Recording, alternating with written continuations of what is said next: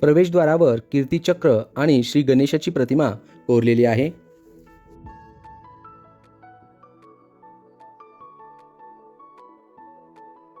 प्रवेशद्वाराच्या दोन्ही बाजूला हे कीर्तिचक्र दिसत आहे.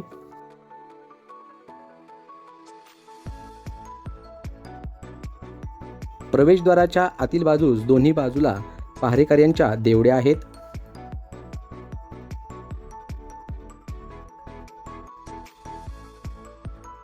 उजव्या बाजूस असलेल्या देवडीच्या वरील बुरुज पडलेला आहे, परंतु दुर्ग संवर्धनाचं कार्य करून ते दगड बाजूला करण्यात आलेले आहेत.